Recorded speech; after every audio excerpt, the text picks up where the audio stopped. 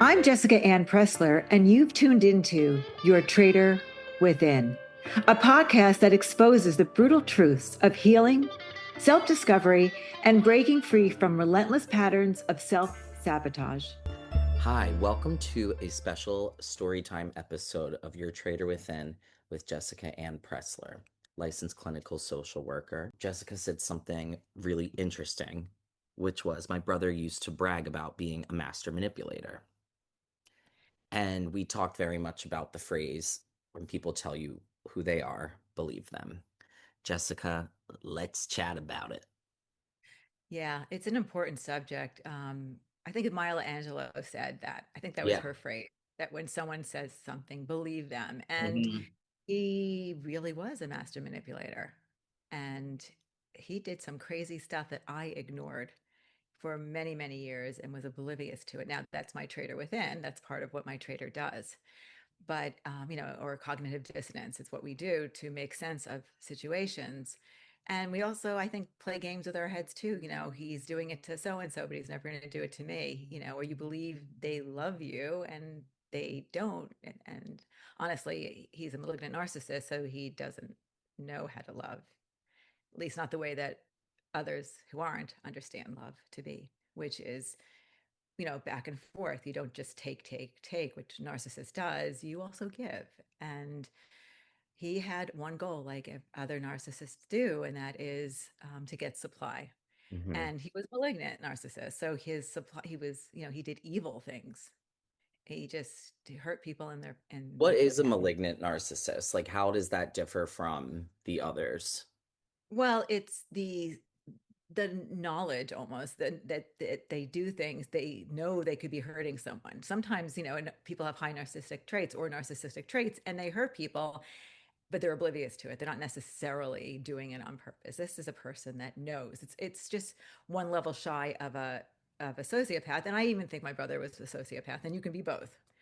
And because he was cold. Like a lot of times he would do things and he would just stand there with these dark, evil eyes, like in a movie. He reminded me of, like Damien or in Demons, this movie, character. And so I think he was more of a sociopath.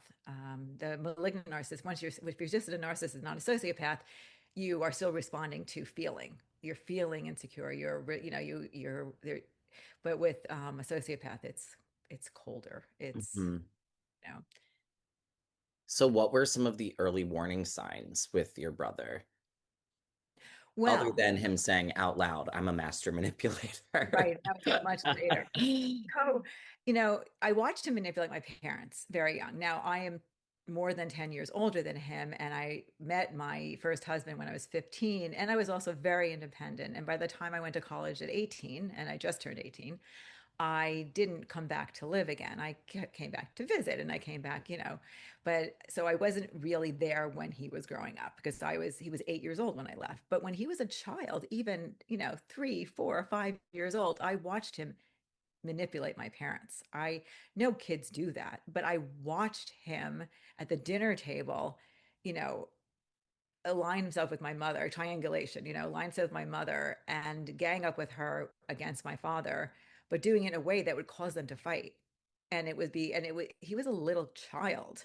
So I do happen to believe that you are born with certain, with many psych stuff. You're born with certain predispositions and personality, and then your environment takes it from there and it gets triggered. And there's things my parents did, that enabled it also. So the mixture of the two, and my father, and there's all kinds of stuff that created him, which but I also watched him at a very young age manipulate them. So those were signs, and I noticed it and I talked about it. So it wasn't that I didn't, but I didn't yet understand the depth as so he and then I left. And when I saw him, he was fine with me. I actually loved him. I loved him. I brought him when I was in high school. I brought him to school with me. I thought he called me. Everyone called his second mother. I mean, I would never in a million years had known that he didn't like me. Actually, hated me, and was in the behind the scenes was as he was getting older, telling my parents lies about me. But I had no idea. No one was telling me anything. I did see a shift in my parents toward me, but I would never have known that what he was doing until What much kind of later. lies was he saying? Um, okay, here's an example. I was older. I already had my kids, but they were young. I went to a wedding. My mother was a judge, and she was performing the wedding in their backyard. And it was someone that the person was getting married was someone that I loved. So I'm at this wedding, and I get rice to throw, and I offered it to my brother's girlfriend at the time, and she said no. And he watched this whole thing happen. I mean, oh, thank you. She was very kind. She was fine. And and then I sat back and I was watching my kids because there was a pool there, and I had to make sure my little, so maybe I wasn't paying enough attention. I don't know. Or he just manipulated the whole thing. And I am throwing rice. We're throwing rice. It's done. And then my mother comes up to me and literally screams at me at the wedding in front of people that I was very mean to his girlfriend, that I didn't offer any rice to her. That, I mean, this whole story, that so much so, and she didn't want to listen to me. And so much, and this is in front of everybody. And it was literally the opposite of what happened. And I walked out. I actually left. I couldn't be around that. So I took my kids and I went home. And That's awful. I called, and my brother calls me when I get home and tells me that my mother it was all her, it was all my mother. And she, he told her, this wasn't, and I know later it wasn't true, but he's telling me that he told my mother that I was, just the opposite of what happened. And, um, and, that was it. So that was one thing that I physically was able to see. Everything else was behind closed doors. And when my father died many years ago, um, 10 years ago from today, or this year, I found in the house all these little notes from my brothers about things about me. And my father saved them. I mean, there's a whole bizarre psychology with my family and dysfunction. What? But my brother was leaving these notes about, it's Jessica's fault that we're estranged. It's Jessica's fault that and so here's an example too. So I have these children. I have three kids, and and I'm inviting my parents over all the time. And I lived a mile away from my parents, and they would come for dinner. And when they came, and they would be distracted with him, he wouldn't let them come to me and be free. Almost 100% of the time, he would call and have some emergency, and they'd have to leave. Mhm. At my son's bar mitzvah, he was doing, anyone who's Jewish knows the Torah portion is the most important part of the bar mitzvah. He was about to read his Torah portion, and my brother goes to my parents and says, "We have to go home now." And my father, thankfully, says no. My mother goes home with him and leaves, stands up right in the middle of the temple and walks out of the Torah portion. My daughter gets married. Married. Oh my God, that's not true. My daughter has a bat mitzvah a few years later, and my father doesn't come. And now I didn't invite my brother, and maybe that was the stand, but whatever, he didn't come. And so these are things that I know was manipulated by my brother. But again, I didn't know anything. And my brother was a addict. He was a alcoholic and benzos addict, maybe other things as well. And a couple times, maybe only, and I say a couple, like two times, I asked him nicely that if you want to get help, I'm here for you. No pushing, nothing. And so I was thinking maybe he's just angry at me because I was the only person to call him on that at the time. I don't know, but that was much later. Yeah. So I don't know the extent. I know that he definitely changed my relationship with my parents. But on the other hand, I also know that I think, was responsible for my mother's early death. And because the stress was impossible. I know that they used to leave the house every weekend to escape him, because once in a while they would share with that they saw him clearly, but they also had their traitor within, and they would have moments of clarity and then regress. But he brainwashed my mother. I remember we finally did get someone in to do an intervention, which lasted 2 minutes. I mean, like, he was barely lasted. And the person that did the intervention met with me and said to me, "You need to stay away from the family. It is dangerous for you to be there." So let me tell you another story, because I was also told by the police to never go back in that home again. So years later, actually at my mother's memorial service, my brother had been, after my mother died, my brother had been living with my father alone. I mean, he actually went to college, came home and lived there. He never lived on his own.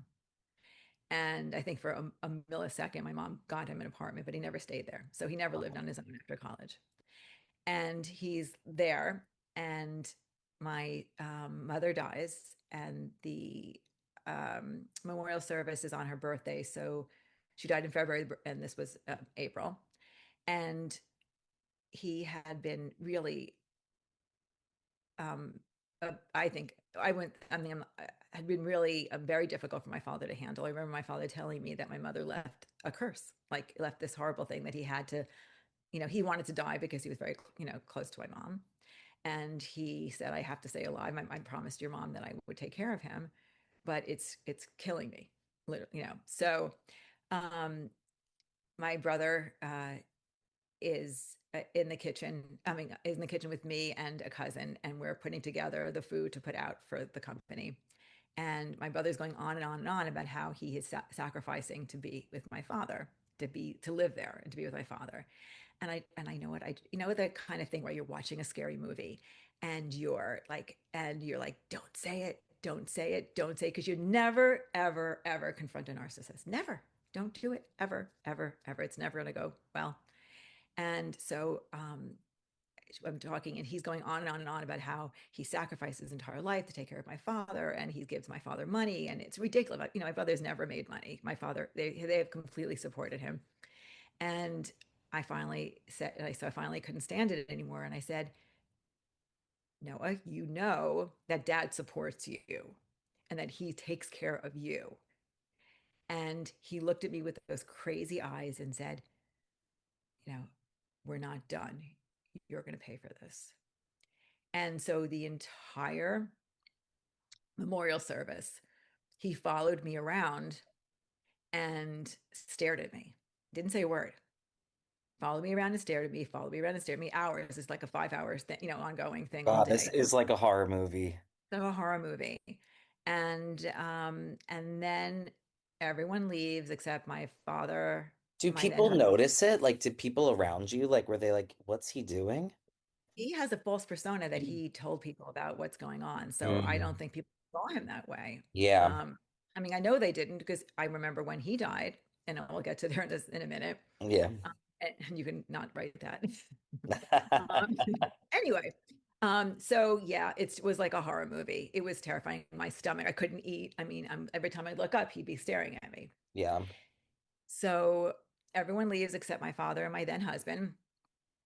And we are looking, someone had given us, which was very sweet, one of those photos that, moves, like you put Oh, photos, a yeah. digital, Yeah. and had put photos in there, which was lovely. I think it was one of my mom's law clerks, or one of my, yeah.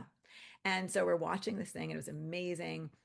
And my brother walks in, and we look up, and he's standing at the door, and he just like very coldly said, you know, uh, your mom and dad gave you a down payment for the house, And I said, yes, they're amazing. Yes, they took care of me and the kids. They did many times, because I had a lot ex-husbands that weren't doing what they needed to do when so they helped us even when I was married. They're amazing, but they also helped you. Yeah. It's nothing negative about them, Yeah. just the truth. And he said, he started walking toward me, and he put up his hands like he was going to hurt me. I went behind my then husband. I started to go behind my then husband to like to move Distance him, but yourself. Yeah. it didn't happen quick enough. And he came over to me, and I put up my hands like this. I didn't like touch him. I didn't push or anything. I put up Yeah. my hands like Yeah. that. And it hit slightly, like it came forward and it hit his chest, but there's no like literally like this. And he said, now I'm calling the police. You assaulted me. And he walked out of the room calmly. Now, this is in front of my father and my then husband.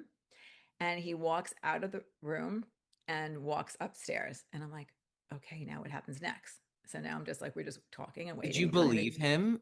Did well, we're you? kind of ignoring it. I don't know. I just didn't know. It's like the anticipation of the unknown. And what Um, were they saying? we kind of Your just, then. like, my father just ignored it. We started looking at pictures again. The doorbell rings pretty quickly. And I go open the door, and it's the police. And I said, you Jessica, who are you? Da, da, da. And he's like, you need to get your identification. So I said, I have to go to the car to get it because I left my pocketbook in the car. So I went to the car and got my identification. And there were two police officers. The female goes up to talk to my brother, who stayed upstairs. And the other guy just sat with me. I don't think they were interviewing us yet. And I can hear my brother going on about how I attacked him and da da da and all this stuff. And then she comes down and she tells us, well, she gets okay, she asked me what happened. I tell her. She asked my father what happened, and he said, this is a family thing. I have nothing to say. So he doesn't tell the truth. He doesn't do anything to protect forget even me, the truth. And and he asked my then husband, who tells the truth. And so the police officer said, when he was talking to me and telling me that I had done this, he said there was no marks in him at all, and he starts scratching himself because he says I start scratching him. He didn't just even say that. And understand too that I'm 5'4", and he's 5'10", and I'm 100 and, I don't know, 12 pounds at the time, and he was 200 and something. So it doesn't even make sense There's with an the imbalance height. of power. And power, but also even the height of me doing Yeah. what he's saying, because he's saying that I scratched his neck. And Yeah, so, which imbalance of physicality. it wasn't even possible. But he said it, and she said, as I'm looking at him, I see his neck, and he's sitting here scratching it. So whatever marks he had on, he put it there in front of him, in front of her. I'm sorry. So she says, I don't believe him, and he's obviously on drugs. Because I think when he went upstairs, he started taking more drugs. I think it was very high when she got here. Yeah. And so, but she said, no matter what, if he's accusing you of this, we have to take you in Yeah. because he's accusing you of it. We Yeah. can work it out and it'll be okay, but we have to we have to take you in and arrest, or I don't know if it's an arrest or at least take you down to the station and then maybe Yeah. arrest you. Yeah. I know that as a social worker, I would have lost my license. Yeah. It would, even if in the end, or at least it would have been disastrous in so many Yeah. ways. It wasn't true.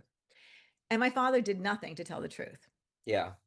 So she sits down with me and she does all the statements, and then she walks upstairs, and my brother says to her, um, um, uh, she said, are you going to press charges?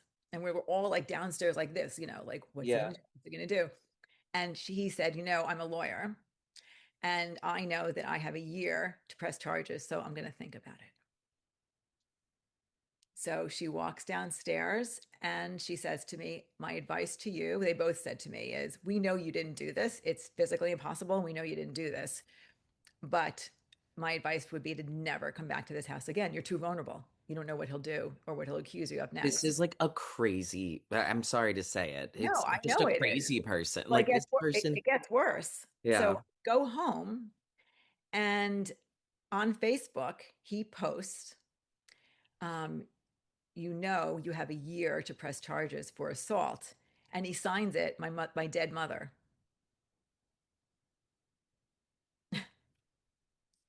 That is scary.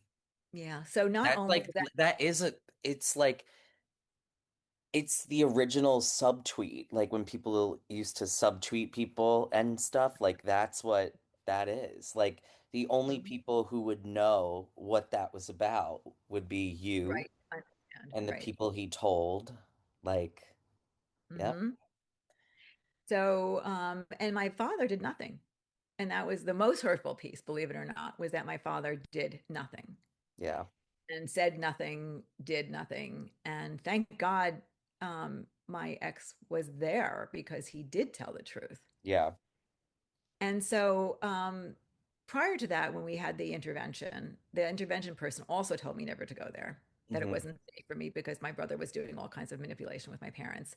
Yeah. And my mother, who used to always say, you were like Noah's ex, you were like Noah's mother. He used to call you mommy. He loved you so much. Now, all of a sudden, out of nowhere, to me, it was out of nowhere, is saying that I was jealous of him as a child, which wasn't true.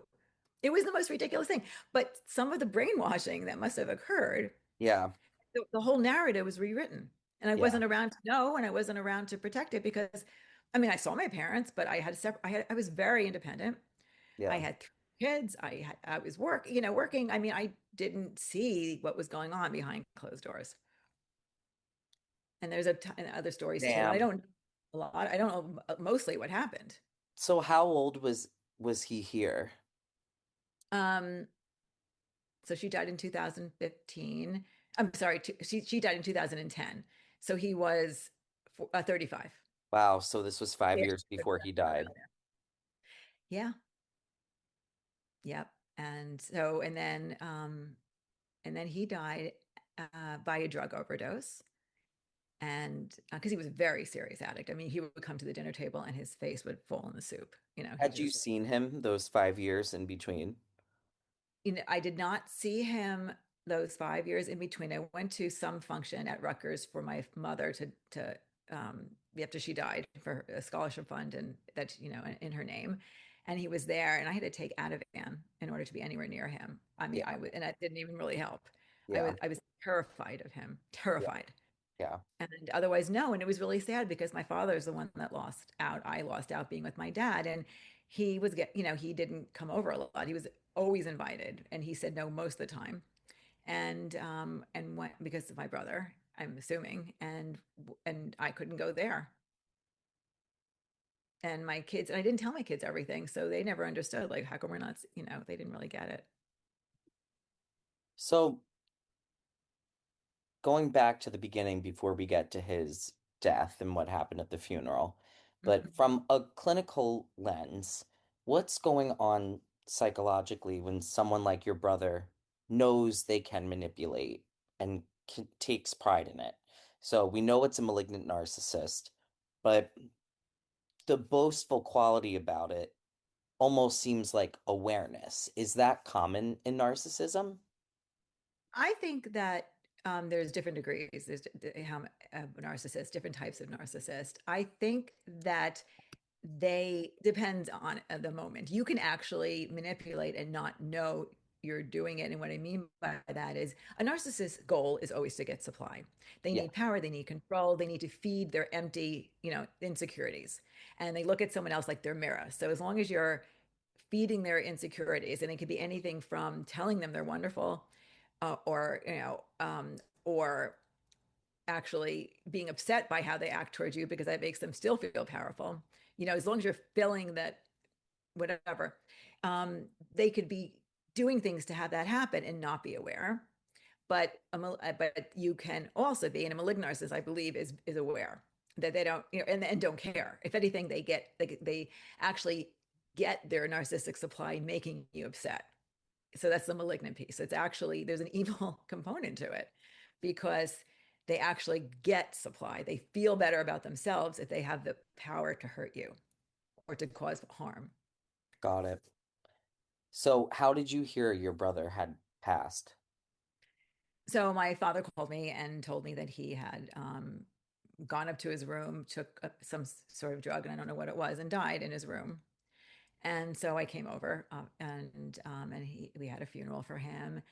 And I realized at the funeral that he had built this whole crazy world to many people in the outside world because he was a grandiose narcissist and a victim. It was a little bit of everything. I mean, Hmm. because he played every card. Yeah, And but he told everyone he owned the house. So we had realtors at his, which is a whole nother story how realtors could do that. But we had realtors at his Shiva asking and handing me cards because they wanted to.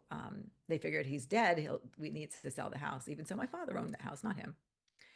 And he would do this thing. I was just thinking about this the other day. My parents had a housekeeper, and my parents would go away on weekends because I think they needed to debrief from what he was doing the whole time. And their way of handling it was to go to a house that they had in the lake in Sparta. And he stayed at the house and he loved it because he would have these endless parties and pretend that it's his house, I guess. And but they had a housekeeper, And the housekeeper was from Indonesia. And I only say that because I don't know if she was legal, Mhm. because he used it against her or whatever. Or maybe she was legal in that there was a process of getting her a green card, but she wasn't yet safe to be Yeah. here. There was a reason to, Yeah, so, absolutely. they would go, and he would have these insane parties of 100 more people, and they would trash the house because a lot of drugs and alcohol involved, and they would trash the house. And then he would wake her up at 3, 4 in the morning and say, "You have to clean before my parents get home on a Sunday." And she would do it like a slave. Like, and he would say, "If you don't do this, I'm going to call immigration on you." And he would do this. I heard this from her years later, that he would do That's this constantly awful. to her. So every weekend, she like a slave, like literally cleaning up after 100 people. She's this little tiny, wonderful, sweet woman. And she would have to then work until they, like crazily to clean up. I mean, like, and the house trashed, and she would do that. So it wasn't just me. He was acting this way toward For a others lot as of well. people. To a lot of people. Were there But there, any other wild untruths that were unveiled? so one time, the same woman, this shows you the dysfunction of my parents, with him and me. So I find out from that this woman, her name was Eileen, that she was taken to the hospital because she had eaten some pot brownies that was being served at one of his parties. She didn't know she was given it as a brownie, and she ate it, and she got sick, and I mean, she got paranoid and sick. But no one knew she ate it. I mean, the ambulance came, and they took her, but no one knew, no one admitted to what happened. So she's in the emergency room, and no one understands what's happening. She doesn't think she had any drugs, so she's not telling. And I speak to one of her friends, and I said, I just heard that she had pot brownies,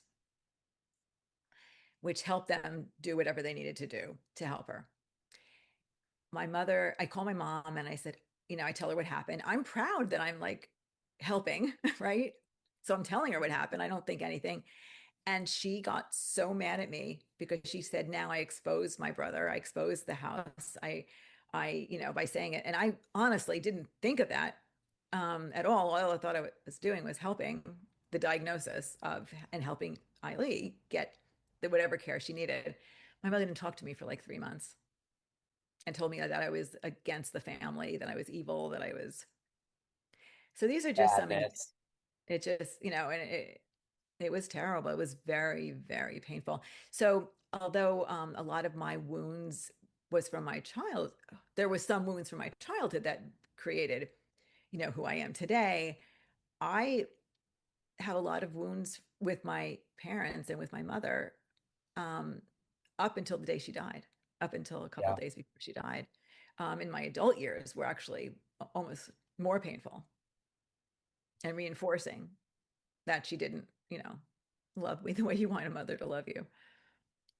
For people listening who've lost a narcissistic family member, what would you say to them about grieving someone who hurt you? Because I can imagine that once your brother passed, there was probably a sense of relief mixed with grief Yeah, that only right. turns to anger when your father dies, and then maybe relief there too. So let's talk about that complexity a You're little bit. right. It's complicated, what you just said. It's really complicated, especially if you don't fully understand narcissistic Hmm. relationships, because there's a whole. And so yes, I did feel relief because I was scared of what it was going to be like after my parents died. I'm sorry, if my father died. If my father died first, because he was 86 years old, how I had, because I would have felt responsibility to take care of him because he is an addict, but then, but it wouldn't have.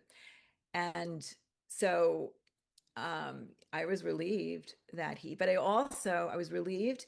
And I also saw, I'm like, oh my God, I can finally, have my dad back, because I hadn't had my dad. And I was really close to him when I was a child. And I'm like, oh my God, I can have my dad back. And I have a relationship with my dad. And unfortunately, he went into a very deep depression and drank I mean, he was an alcoholic and Yeah. drank a lot and was mean and then died 6 months later. So I didn't get that piece.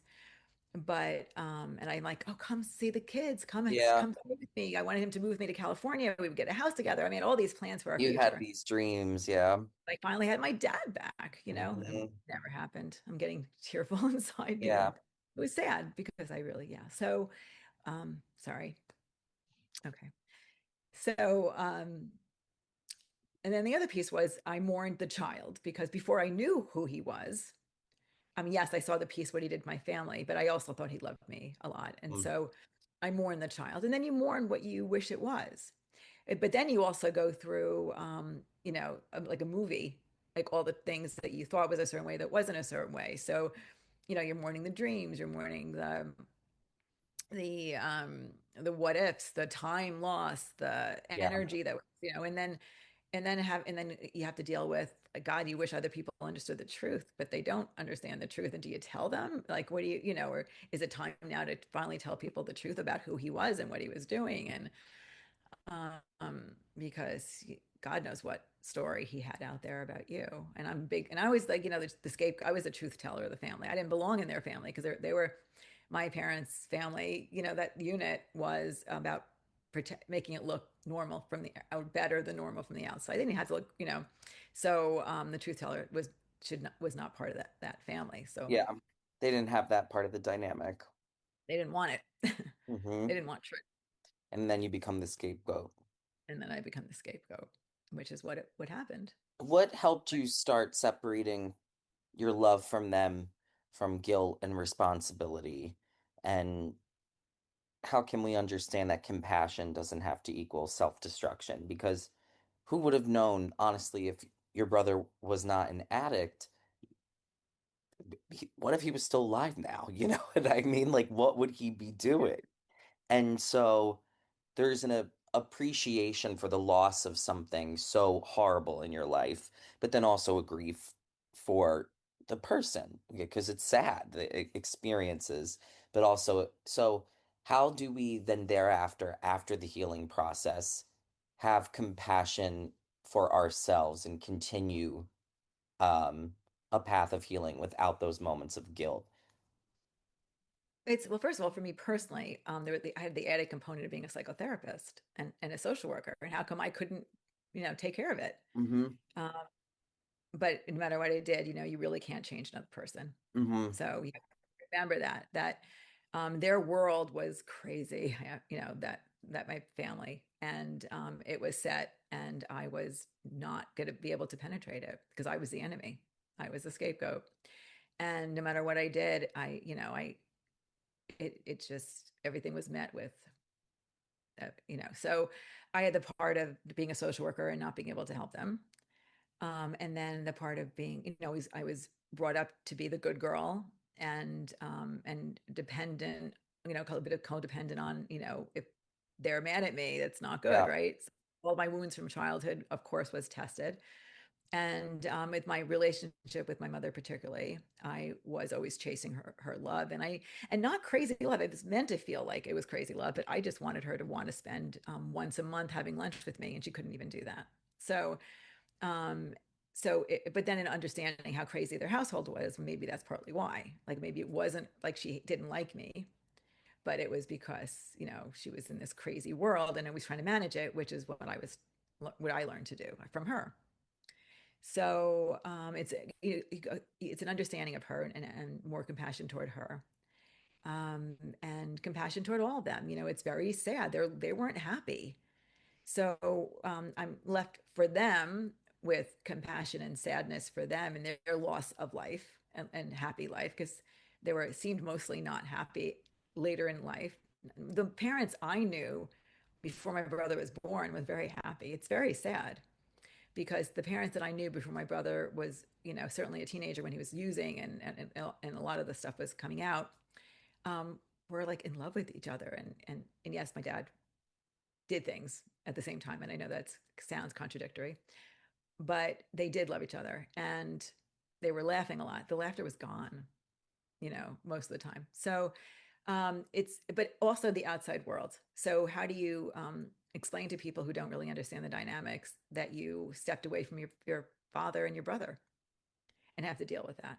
Because, and God knows what they said to people, and then and having to be at peace with the flying monkeys and having to be at peace with, I mean, I had one of my brother's friends who shouldn't have known about him because she knew him for many years, come to me and say that they were, you know, they want, and very nicely, I mean, I can't be mad at her for this, very nicely. We are putting a bench in your brother's name. It's at school, and you know, and just I didn't, you know, I said that's great, that's wonderful, but a complete lack of understanding of who he was. So having to deal with all these people out there that had no idea who he was, had Mm-hmm. no idea that he was lying, had no idea the destruction that he caused. Um, so because he was able to compartmentalize, because he needed people to believe that he was this great person. And then just society that doesn't, you know, like when you don't help, when you separate from family and having to deal with that. But I'm okay now. I mean, with that, because I understand it. But definitely, if you are dealing with all that, you know, the feelings of guilt and grief, because you have, you know, the grieving process and grieving again, the loss of self and the loss of the person and what you thought they were, and all that happens when a relationship with a narcissist ends for whatever reason. Um, that you get help. That there are people out there that understand narcissists, that understand trauma. Um, Definitely get help. You don't need to do this alone. Join groups, talk to people that understand. And the ones that don't, you don't need to talk to them about it Mm. because you don't need the pushback. It just causes more pain. From a nervous system standpoint, Mhm. why does chaos feel familiar or even safe to someone who grew up managing other people's emotions? Just that reason that that's how Hmm. you grew up. So Yeah. you don't have things don't have to, things can feel safe. Well, if it feels safe, you learn to manage that. So if you are in an adult relationship where there's chaos, I'm not saying you feel safe. I think your body still responds to it. Um, but you do things to make yourself feel safe. You do the same dance that you did as a child, and then you feel safe. So, and that dance is normal for you. So if there's chaos as a child, you learn to, I'm just saying, you learn to be the good girl so that so that maybe around you the chaos is not so chaotic, and so you do the same thing in your adult relationships and then you feel safe. But it definitely feels familiar, and we have a tendency of feeling that it familiar is normal, even if it's not, even if it's Yeah. very functional. How can someone start to rebuild trust in relationships after years of gaslighting or emotional volatility in their family? Let's say that people, there's a general understanding and people want to work it out. Let's say that a family gets to this place. How do you even start? What's the first step to rebuilding trust? So you're talking about rebuilding a trust with a narcissist Well, if family? there's not a narcissist involved, Okay. Oh, if okay. it's a family, but I often think that educated people too sometimes throw around the word narcissist a lot, and we've talked about this.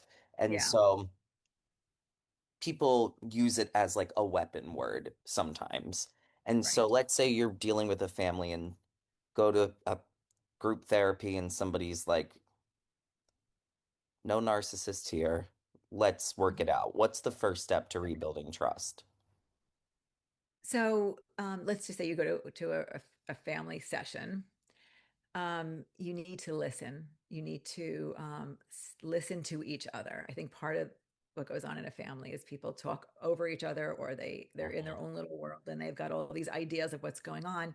Listening to each other is really important, and that's where it's really I love doing family therapy with people because you make a safe place for everybody, Yeah, and you make sure that people are quiet and they can hear other people, because people see things through their own lenses and they don't necessarily listen.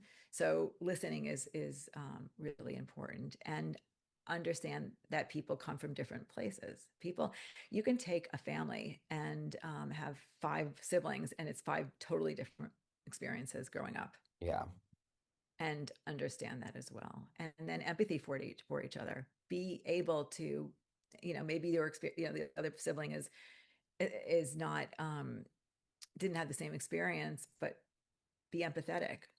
I think I hear so many stories about people who were abused in a family, and how the siblings don't listen, don't believe them, don't,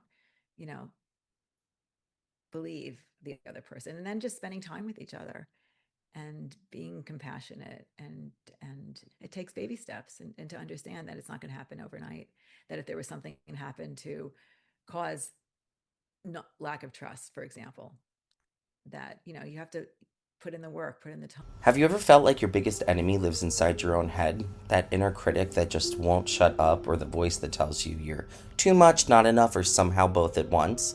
Jessica Anne Pressler, psychotherapist and author of Your Traitor Within, knows that voice all too well. That's why she created Your Traitor Within, the journal, a guided tool to help you confront, expose, and transform that inner saboteur.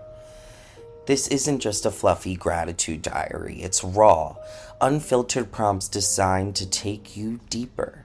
Think, hard questions, space to vent, and exercises that actually help you untangle the patterns that keep you stuck. Whether you're in therapy, healing on your own, or just ready to stop letting your inner traitor run the show, this journal is your companion. Candid, powerful, and a little bit rebellious, just like Jessica. So if you're ready to quiet the critic and hear your real voice, grab your copy of the Your Traitor Within journal today. Available by clicking the link in Jessica's bio on Instagram, or simply going to Amazon or Barnes & Noble. Copies available both physically and digitally.